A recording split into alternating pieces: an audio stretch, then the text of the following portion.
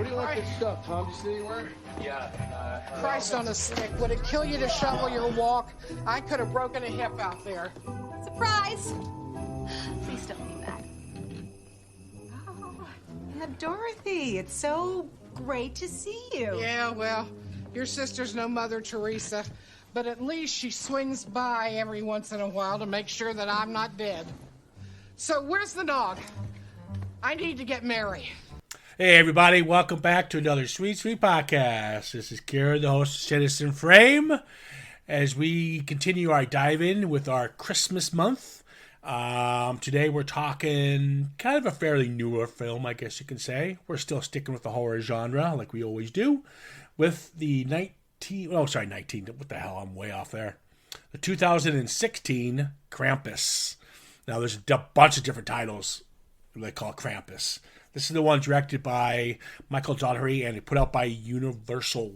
So it's a bigger budget, bigger name behind it. And we'll get into that story in a second as I introduce the usual band of misfits. We got Trevor. As always, good to be here. Yep, welcome back. And Nuala. Ho, ho, hello. Yeah. Someone's been drinking. Got wee jingle balls all going and Christmas lights sparkling. Yeah. On the Christmas sherry. A little eggnog action, I think, is what you're talking about. Oh, fuck, I wish. I can go for some eggnog. I've never tried it. Yeah. Neither have I. No. Doesn't taste like alcohol, so that's why it goes down easy. Yeah, but the thought of eggs and alcohol together kind of turns me. You play guitar over there, Trevor? It's not me. That didn't come from my end. That was me. I knocked against the spring of my boom arm, and it made some beautiful noise. So there you go. Yeah, it sounds like I'll guitar. be sitting here playing this throughout the song, or throughout the movie. Rather, I'll be playing you the song. A live soundtrack.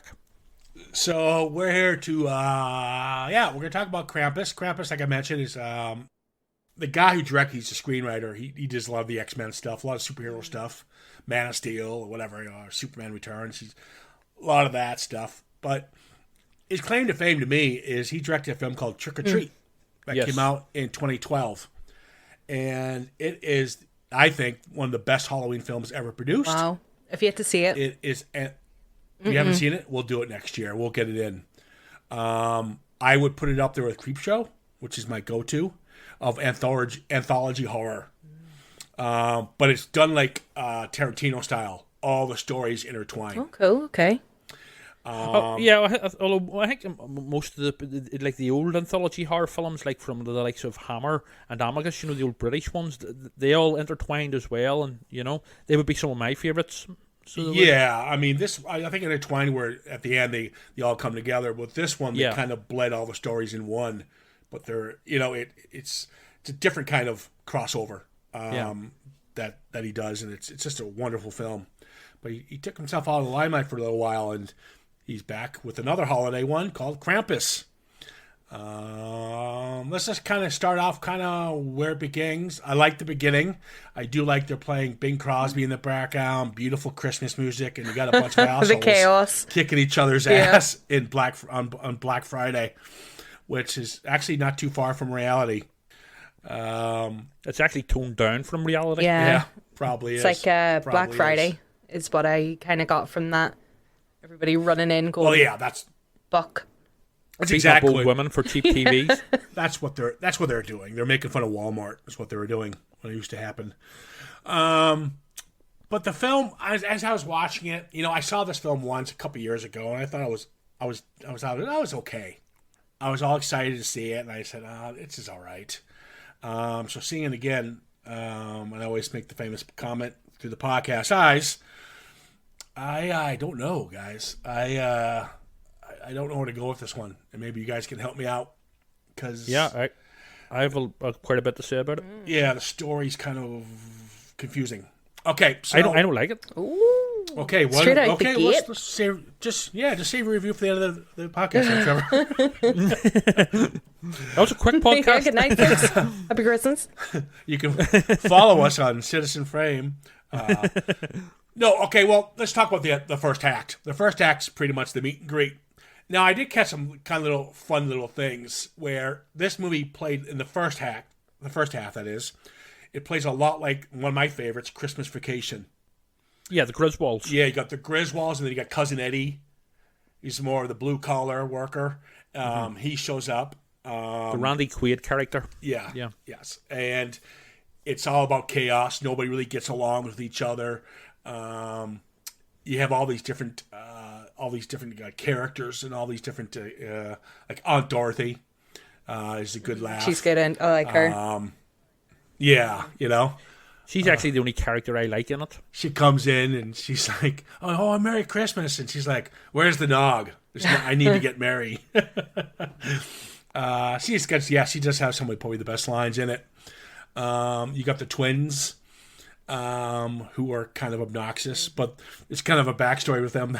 The father wanted them to be boys, so she's kind of raising them as boys, so they're really tomboyish. So you get all these different lifestyles and all these different characters, and I did enjoy that. Believe it or not, that was my favorite part of the film, because once the horror aspect changes, well, I have a problem. But let's talk about the family dynamic. Can't speak. From the beginning, even all the way to the Christmas dinner they're all having. There's no appreciation for what she's done. Exactly, it's kind of almost copy and paste from Christmas Vacation. Yeah, totally. It's cliched. Yeah, which is okay, but you gotta pay it forward. And what I mean by that is when a director does homages to other classics, you better potential in your own, and he doesn't do that. And I have a problem as with well. that. I would have to say the likes of Christmas Vacation and stuff had genuinely brilliant comedy actors like Chevy Chase and Randy Quaid and stuff. Well, as much as I love Toni Collette, comedy's not her forte. She's a bit too serious. Yeah, well, she's proven to do pretty good comedy. I mean, her big was Muriel's Wedding. That's her. Muriel's Wedding's brilliant, I have to admit. So I think she's good. I do like. You do have great. The best comedic timing is the two actors who do most comedy. Daniel Colchard. Oh God, I'm butchering the names here. And Conchita Farrell. She's known from 2.5 Men. That's the aunt, isn't it? Yeah, she just passed. This year. Yes, she's the best character in it. But those are the ones who are comedic timing. Those are the ones who've been in comedy for a long time. So they generally got the better one lines. The problem I'm having with this film, and I'm sounding too serious, I should be ripping this apart pretty good. I think after Jack Frost, I'm just worn out. Yeah. From all my humor. So the plot is this kid, he's slightly older than he should not believe in Santa, but the whole point of the story is you believe in Santa, good things will happen. If you disrespect Santa, Krampus will show up and devastate your Christmas. Sounds like a pretty decent little concept. So the little kid gets made fun of by the twins, and he's got that Santa's note, and they kind of rip on him a bit for writing it. It's really and he sweet. decides he's embarrassed. It is. It wasn't a bad. Like I said, the opening part, like I said, the whole intro before he decides to rip off the Santa letter because he's embarrassed and he's ashamed, and he throws it out, and that's when all the chaos starts. But see, I have to admit, all of that overly sentimental schmaltz, I can't stand it, And I prefer something a bit more grounded, and it was just a bit too nicey. If you know what I mean. I think it's quite the opposite. I thought the wee lad was pretty annoying. I was okay with the kids. I was okay with most of the people in this, and the daughter wasn't too bad. You know, the one who goes missing. Yeah, I disagree with your comment about I was too lovey-dovey and too happy-go-lucky. I think it's quite the opposite. I think they play the family dynamic quite well. There's a funny scene where sorry. The overall family dynamic isn't all lovey-dovey and stuff, but the son, the stuff with the son.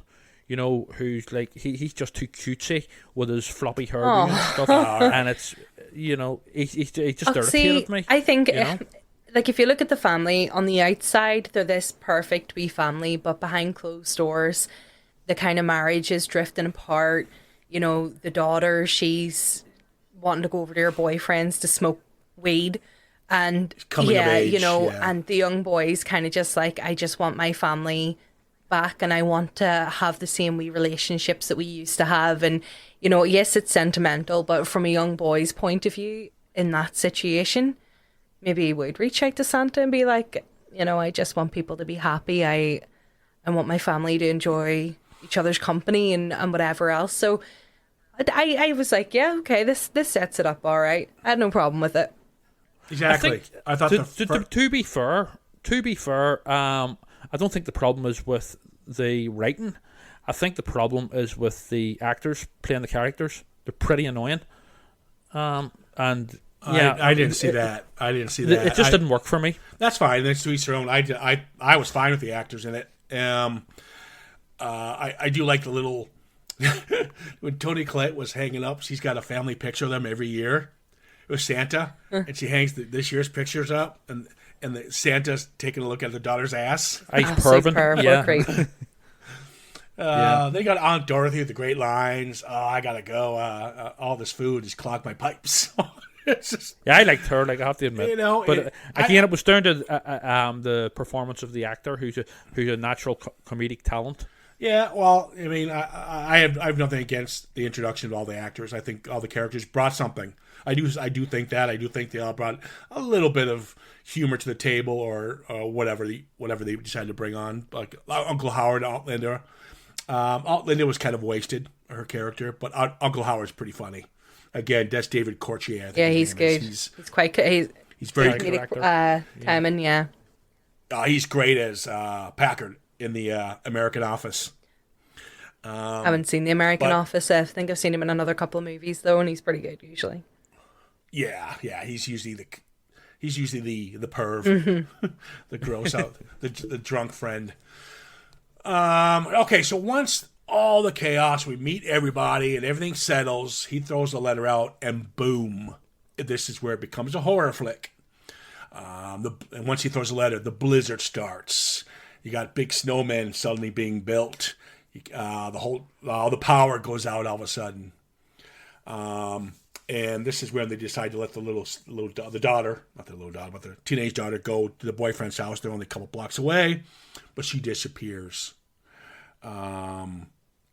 I don't know. Here's the problem I have with the second act. The second act is a horror film. Give us horror. There is no point in this second act I cared about any of the characters. I didn't care who died. You never saw really anything good and gory. And it fell flat. There was no tension. I agree 100%, Ciaran. And what I think the problem was, after doing a bit of research on it, apparently they were originally going to go for a hard 18 or an X certificate, whatever it is in America. It's an 18 here, in the UK originally, but then they decided to tone it down. So I think like the finished film, it's caught in the middle of not knowing exactly what the fuck it is. Is it a kid's horror film or an adult horror film? And because of that, it's a mess, and it's tonally flat. I think that's where the director's cut's coming out for Christmas. So I'm curious. It's called the naughtier nice edition or something like that. Right. The way I'm a Doctor Who fan. Oh God, I knew you had to bring up Doctor Who somewhere. That or David Lynch. No, but really here, one of the things I always had a problem with Doctor Who, especially the recent series, was the Christmas specials. And the Christmas specials were always toned down and more sort of kid and family friendly, which is understandable. But for me personally, as a viewer, it's not really my thing. This is what this felt like, a Doctor Who Christmas special. Yeah. Nuala, you said you were a fan of this. I do like this movie. I enjoyed it because the first time I seen it, I was like, "Oh, holy shit! Okay, they're going there." But no, I get what you mean in sense that it could have gone further. It's not as horror as I would have liked, don't get me wrong, but like whenever I watched it, I just remember enjoying it and just thinking this is stupid, and it's nice to see something a bit different. Well, in terms of Christmas movies for the past while, up to that point there wasn't really much going on that I was aware of for the horror side of Christmas movies. With the horror side of it as well, it doesn't have that dark, cutting humour that the likes of Gremlins has. No. Yeah, played a lot like Gremlins, or at least tried to. Yeah, I thought that too. And I mean, it had some great ideas and great concept, but it just didn't seem to be any peril. Yeah, I didn't care. I just didn't care. Yeah, like when you see the girl, she goes underneath the Hummer when she sees Krampus when she's going to her boyfriend's house, and the little pop, what do you call it? Pop in the box? What do you call Jack in the Box. Yeah, the Jack in the Box. Jack in the Box, yeah. And it's going on round and round. That's a good moment to scare you. But I quite like that monster, actually. But that's about it. He's really cool. He's something that I think made me go, oh yeah, this is, I like this, because he was fucking grotesque, that monster. And see the whole scene with the child getting dragged up the chimney and them trying to hold on to him, and that kind of thing was pretty cool. And then you see that creature, that monster later in the movie, and it's got blood dripping all down its face and out its mouth and stuff. It's like it's eating one of the kids, it's eating the dog. I do like that. I do like the attic scene. It's probably because that's when the that's chaos probably starts. the best scene in it. It is probably, and then you've got Howard who's in the kitchen, trying to defend himself from gingerbread men. Yes. And the dog eats it, and he sets him on fire. It's a great. Actually, it's definitely with the chaos. It takes a long time to get to the scene, guys. And we're in the that's attic. Another issue, but it is too long. And when you saw the clown, snake kind of clown, the one who's eating the kid, it reminded me something of A Nightmare Before Christmas. These evil toys, the teddy bear, the evil teddy bear who gets his head blown off. So it seems like they did what Gremlins did, but Gremlins did it better. And what I mean by that is all the violence that we're supposed to see for this hard, edgy horror film seemed to be toward the creatures and not to the humans. Yeah, you didn't see anything. They're all off camera when the humans got it. Can I say as well, what really pissed me off, and to compare it to Gremlins as well, in Gremlins, there's actually, the characters actually go through trauma, and there's actually consequences to everything that's happened in Gremlins. With this film, it's all a fucking dream. That really it's not even a dream. That was really lazy. No, that's okay. That's okay. Well, since we're going all over the place here, what the fuck? Okay, so all right, so you got the Krampus thing, and since Max is the one who tore up the letter, he's the one who's got to solve this thing, right?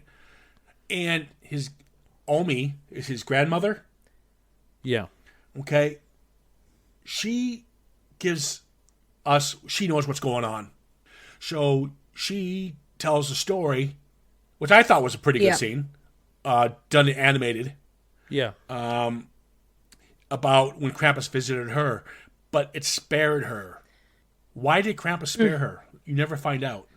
I don't think it is properly explained. I kind of think that I think there's a line. Yeah. I think that maybe the reason that she is spared is because she didn't go chasing after Krampus and give the whole, I'm so sorry, I'd do anything to have them back. And he's just like, shit one, you can go and you can live with them then. You can go down with them.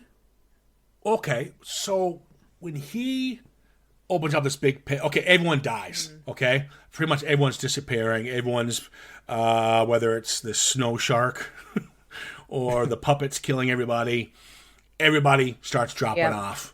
And so he's the only person left is Max and one of the twins, and he tries to save one of the twins by saying, take me instead. Do the admirable thing. And he takes both, Krampus. Well, I love what Krampus does with him, because he listens to him and watches what he's saying, and then slowly wipes the tear up from his eye, like he's actually going to give a shit. And then all the wee monsters, puppets and whatever, and him start laughing at the kid, because he makes this real great plea. I want my family back, please. I didn't realize. I take it all back. I take it back.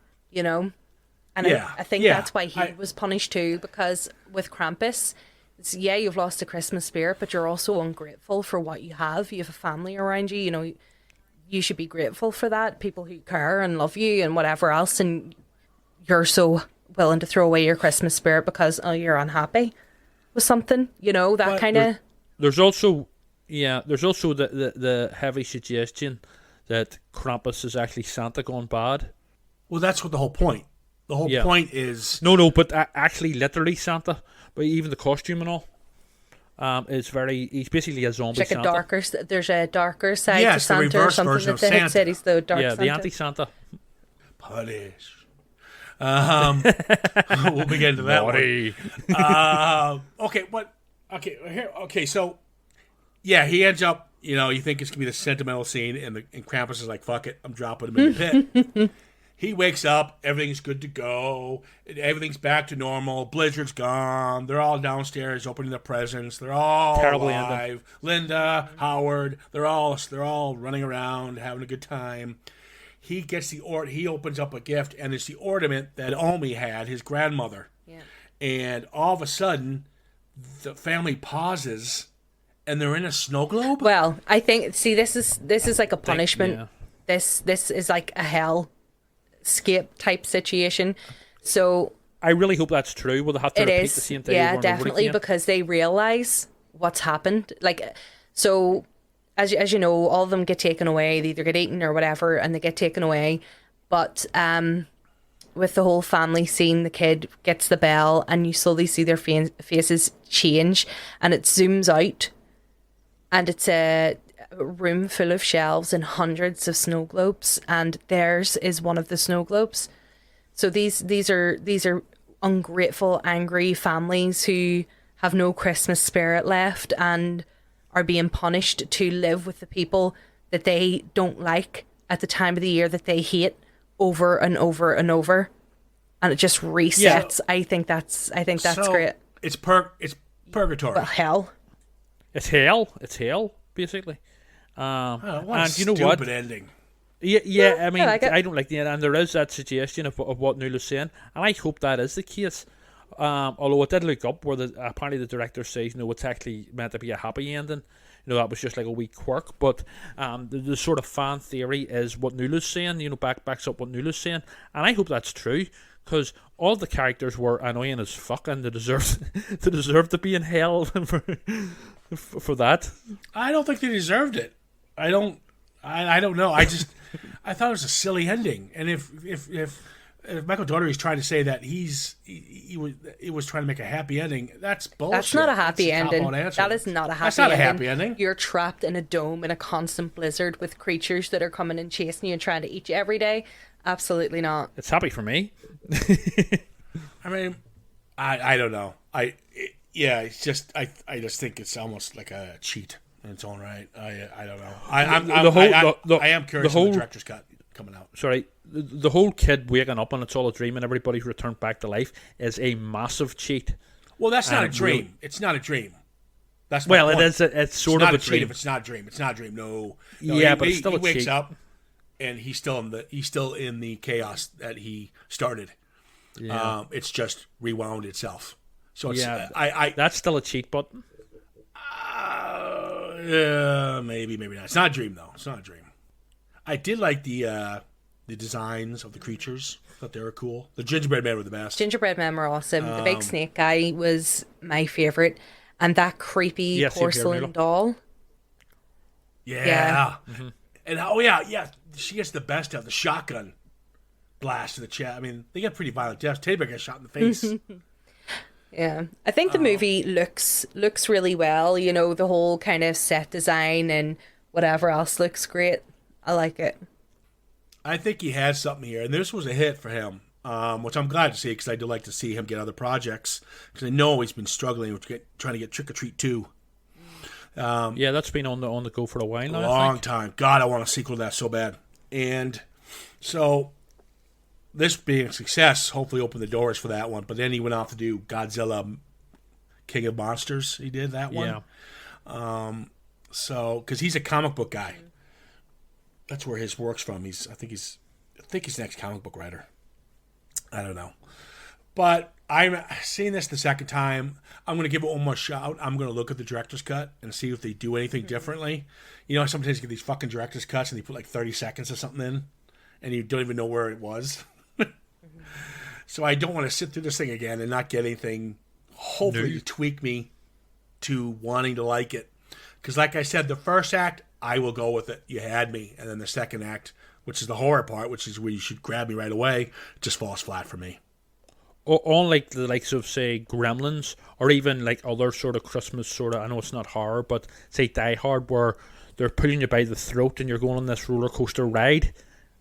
I know they're attempting to do that with Krampus. I just didn't get it, or feel it. The attic sequence is where they kind of was where they were going for that, the roller coaster ride with all the chaos. The problem is, the chaos should have been peppered in when the girl goes missing. Her going missing was a stupid. That's it. Yeah, I know. That's the scene. And she was actually one of the best characters, and she's missing for so much of it. Yeah. Then when they go out to find her, and their Humvee's destroyed, and he's gonna get eaten by a snow shark, and then he just shoots the gun, and the snow shark's gone. It's like, this is it.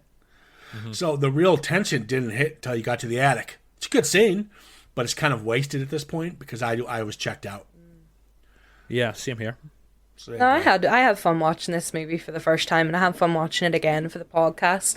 I get that, yeah, it's maybe a bit too long. Some of the actors, I'm just like, whatever, they're there. Like, they didn't win an Oscar for this movie for obvious reasons. But I enjoyed the movie. I thought the story was good. It's a nice wee take on a spooky horror Christmas story. The monsters were cool looking, done well. The costume design and the creature design for Krampus and all his wee minions was good, and I had fun. Like, it's not the best Christmas movie I've ever seen, and it's not the best horror movie I've ever seen by any stretch of the imagination, but I can sit and watch this and enjoy it. You mentioned the costume design, you mentioned the makeup effects, you mentioned all this stuff, and you're spot on. It's exactly right. Everything was done to the T. It was done well, but some asshole, some fucking pimply faced young producer got his hands on this and he chopped it up. Yeah. Something went wrong in the editing. I would love, don't get me wrong, and that's the thing, I would love to see this be a lot scarier. Like, to really amp up the horror and friggin' really punch that home. That would make this movie so much better. Well, see, yeah. The real sort of legend of Krampus and sort of Germanic folklore is dark as hell. I mean, talk about dark fairy tales. I mean, this is about a demon. Krampus is a demon from hell who goes about, basically removing the badly behaved children and taking them away in a sack. That's what these people used to tell their kids. If you don't behave, Krampus is going to come and get you. You know what I mean? Back in the day, you could make a really dark horror film and brilliant horror film with that. This wasn't it. It's called Saint Nick. It's right. That's a different title because it's Norwegian. I think it's Norwegian, but that's where he got the idea for this. I'll have to check that out. So it's an R-rated version of this. It's called Saint Nick or Nick or something like that. Look it up. I'll check it out. I'm going to give this one. I'm going to wait until I see the director's cut, and then in the new year, I will kind of maybe not re-review it, but maybe tell what I thought of it at the end of one of our podcasts. Because I'm curious, and I'll let you know, Nuala, if it's worth it. Because I'll give you an example. There's a scene where, and it just gets lost. DHL shows up, and they deliver a small package, and then she goes, "Oh, what's that big bag full of stuff? Oh, that's just that was just sitting here." It's the guys in green or something, or the guys in brown, whatever UPS or the other delivery services. DHL. Courier. Yeah. But what was stupid was that bag was put aside and then disappeared the whole movie. And then it's quickly shown she not take it in? Unpacking. She took it in, but that was it. And then there's a scene where they're in the attic and Aunt Linda it seemed like there was something missing. There was an editing going on where, wait, why is she opening these now? What's going on? Where did they come from? Oh, that's from the bag. You had to figure it out. You're like, wait, where did that come from? You shouldn't really have to think in this film. It should kind of spoon-fed for you in all fairness. See, I think they actually mentioned about that. The presents that she took in were put around the tree, and whenever one of the logs came out of the fire, something came out of the fire, and the tree caught fire, and a lot of the presents got singed and whatever, and then she was sitting saying, we have to rewrap these for the kids. Oh, okay, I didn't see her on the unpacking. Maybe that's what it was, and she was just taking the bag. Okay, maybe I think that's what's happened. You know, it's not showing you her bringing them in. Well, it's showing you her kind of picking them up, but it didn't show you her bringing them in, setting them down, and putting them out around the tree. You know, it's probably just went, yeah, you can put that together yourself. You know. Yeah. Well, at least we can get this. The film does pretty much cater to the people who like the stories of, Christmas Carol, It's a Wonderful Life, Scrooged. Those are obviously 3,000 times better, but at least to try to do something different. And I don't want to say it's a piece. I don't know what to say yet. I just don't. I want to see the director's cut, and if it gives me something decent, I'll come back with a better review. But right at this point, I'm not going to watch this again. See, this is the thing with me, Ciaran, as well, and I agree with you. It's like I don't actually hate this film, and I don't think it's a piece of shit. I'm numb to it. Yeah. I have no feelings towards it. Yeah. I was the same watching it. It was like, So, so what? Type thing. It's just I can't honestly say I fucking hate this film, or but I just have no feelings towards it. And that shouldn't be, because Yes, we all like a horror, and we all like it's right up our alley. Yeah, on paper. So, but we'll see. Maybe we'll get a bloodier version. I don't know, a scary version. That would be great. Yeah, because it is, as far as horror is concerned, it is quite tame. Like this could be more of a 15 or something. Like the fact that it's an 18. Did you say a PG? No. They were originally originally in production. Apparently, they were going to make it a hard 18 or an X certificate or whatever, and it was going to be hardcore. But what I think then happened was there was studio interference who said, "No, we want it to be a PG-13, so that we'll have more bums and seats, and we'll make more money." And that's why. And then in between that, it just became a watered down mess. But it's tonally a mess. Yeah. And it didn't really know what it was at the end.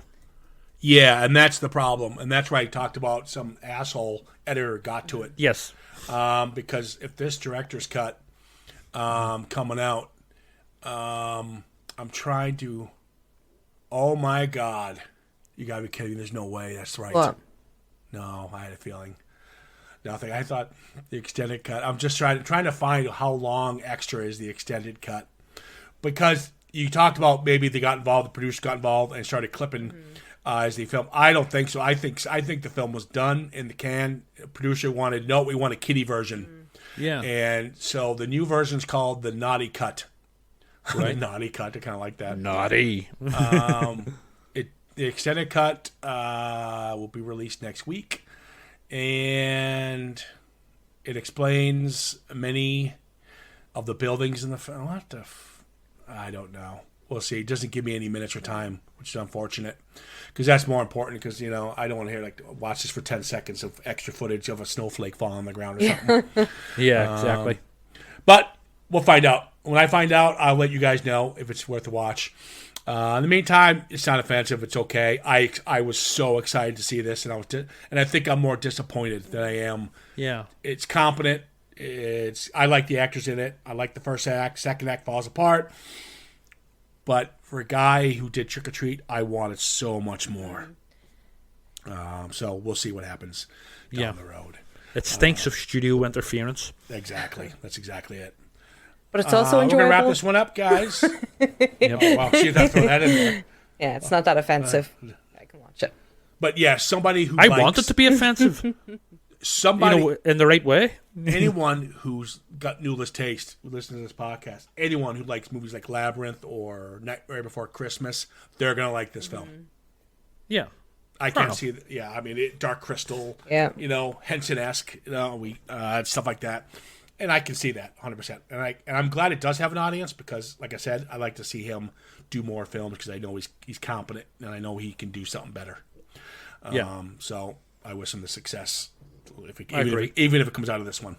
All right, that's a wrap. You can always, as usual, follow us on the Citizen Frame _podcast and on Facebook.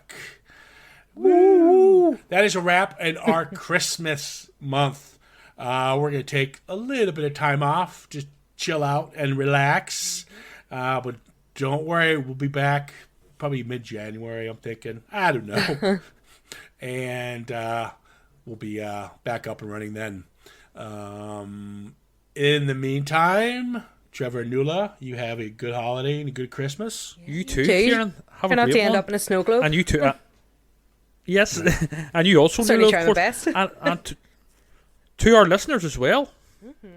Yeah, I guess you could go ahead and welcome them too. No, you did. Merry Christmas. Merry Christmas, everybody, from all of us here at Citizen Frame, not just Ciaran. And a happy New Year. as well. Bah humbug. I want Halloween back. Every day's Halloween in your heart. Yeah. And you, Colin and Chris, who weren't on this podcast with us, we wish you guys a happy Christmas as well. Absolutely. I'm sure we'll get you guys back on sooner than later. But in the meantime, guys, be safe. Enjoy your holidays. And we are out.